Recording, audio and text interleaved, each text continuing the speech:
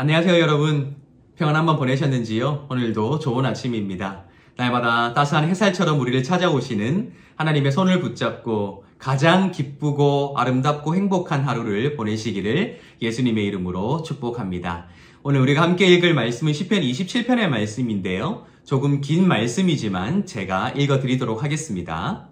다윗의 시 여호와는 나의 빛이요 나의 구원이시니 내가 누구를 두려워하리요. 여호와는 내 생명의 능력이시니 내가 누구를 무서워하리요. 악인들이 내 살을 먹으려고 내게로 왔으나 나의 대적들 나의 원수들인 그들은 실족하여 넘어졌도다. 군대가 나를 대적하여 진칠지라도 내 마음이 두렵지 아니하며 전쟁이 일어나 나를 치려 할지라도 나는 여전히 태연하리로다.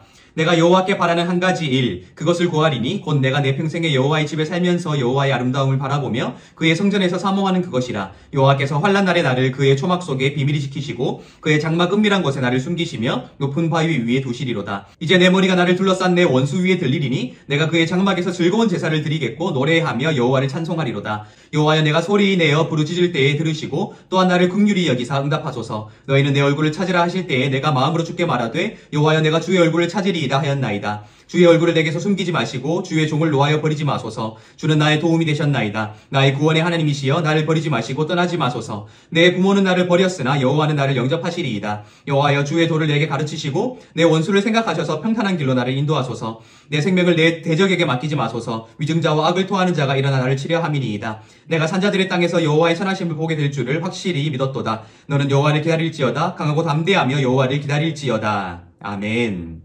오늘 시편 27편의 말씀은 여호와는 나의 빛이요 나의 구원이시며 나의 생명의 능력이시니 내가 누구도 두려워하지 않겠다라는 확신에 넘치는 고백으로 시작하고 있습니다. 이 시인이 이렇게 확신에 넘치는 고백을 할 수 있었던 이유는 과거의 자신이 어떤 삶을 살아왔는가 하는 것에 근거하고 있습니다. 악인들이 자신의 살을 먹으려고 자신에게 찾아왔으나 실족하여 넘어졌다. 결국 여호와께서 자신에게 베풀어 주신 구원의 은혜를 기억하며 자신이 지금도 두려워하지 않을 수 있다라고 이야기하는 것이지요. 그런데 이 시를 가만히 살펴보면 지금 시인의 상황이 확신에 넘치는 상황, 그리고 하나님께서 베풀어 주신 구원의 경험들을 기억하며 그것을 노래하는 태평한 상황이 아니라 지금 현재 그가 굉장한 고난에 속해 있음을 발견해낼 수 있습니다. 3절에는 이렇게 되어 있거든요. 다시 한번 읽어드릴게요. 군대가 나를 대적하여 진칠지라도 내 마음이 두렵지 아니하며 전쟁이 일어나 나를 치려 할지라도 나는 여전히 태연하리로다 라고 되어 있습니다. 당연히 과거에 하나님께서 지켜주셨으니 앞으로도 그렇게 태연할 수 있을 것이라는 그러한 고백을 하고 있는 것이 아닌가요? 물을 수 있지만 7절부터 살펴보면 지금 이 군대라고 불리는 상황들, 또 자신을 둘러 진친다는 이 상황들이 미래에 있을 일을 예측하며 미리 확신하는 것이 아니라 현재 이름이 드러난다라는 것이죠. 7절부터 보면 이렇게 되어 있습니다. 여호와여 내가 소리내어 부르짖을 때에 들으시고 또한 나를 긍휼히 여기사 응답하소서라고 되어 있죠. 그런데 9절과 10절을 보면 이 상황이 얼마나 위급한 상황인가 하는 것이 드러나고 있습니다. 주의 얼굴을 내게서 숨기지 마시고 주의 종을 노하여 버리지 마소서. 주는 나의 도움이 되셨나이다. 나의 구원의 하나님이시여 나를 버리지 마시고 떠나지 마소서.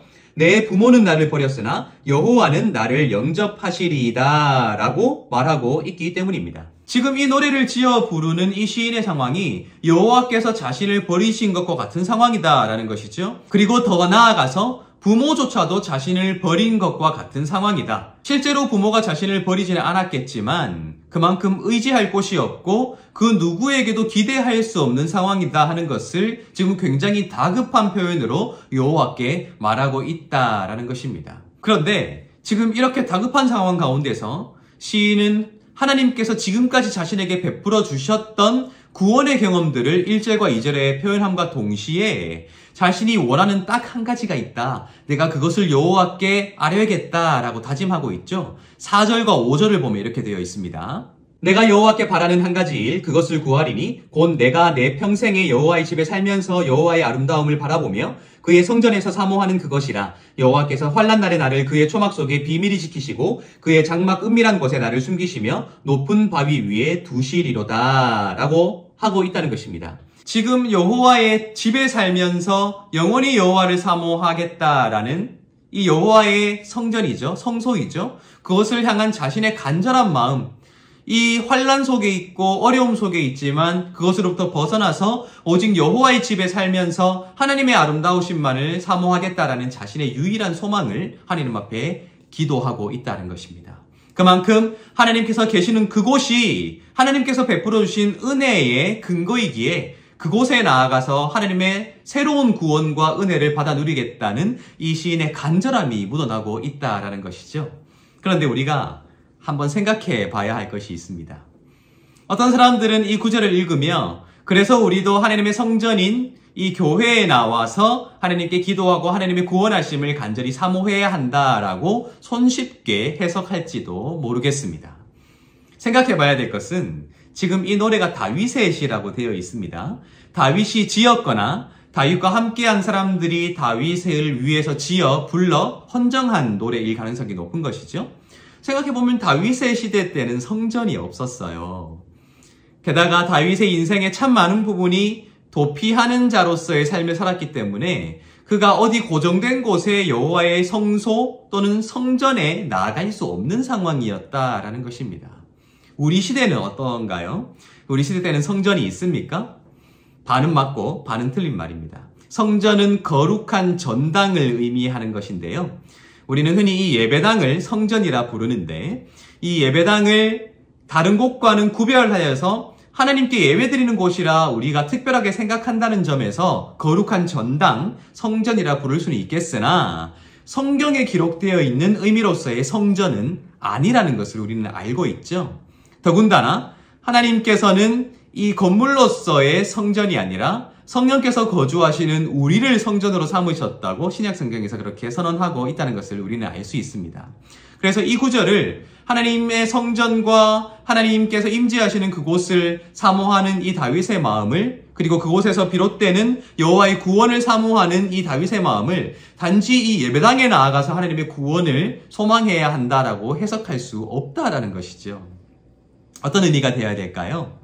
이 성전이 또 하나님께서 계시는 이 성소가 하나님의 임재를 상징하고 하나님과 우리 사이의 만남을 상징하는 곳이라면 현재 우리가 살아가고 있는 모든 삶의 자리가 하나님과 만나며 대화하고 하나님께서 임재하시는 가장 거룩한 성전이자 성소가 될 수 있다는 사실을 우리가 생각할 수 있어야 한다는 것이죠.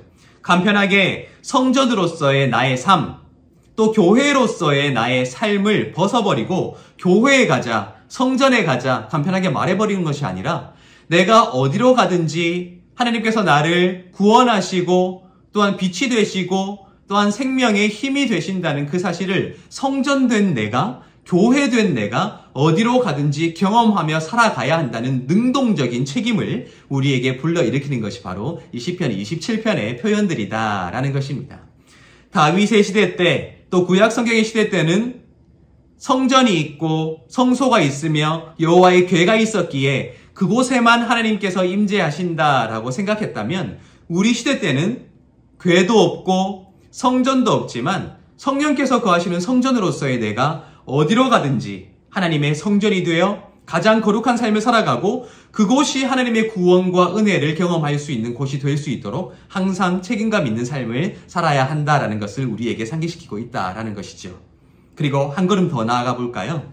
지금 다윗은 성전을 향한 자신의 거룩한 그 열심을 표현하고 있죠. 성전에 나아가서 여호와의 아름다움을 그의 구원을 바란다라는 마음을 표현하고 있는데요.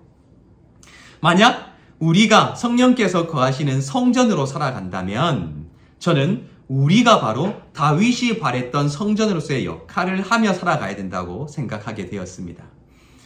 위로가 없고 평안이 없고 어려운 일들이 넘쳐나는 이 시대를 살아가는 수많은 사람들이 어디에 가서 위로를 얻을 수 있을까요?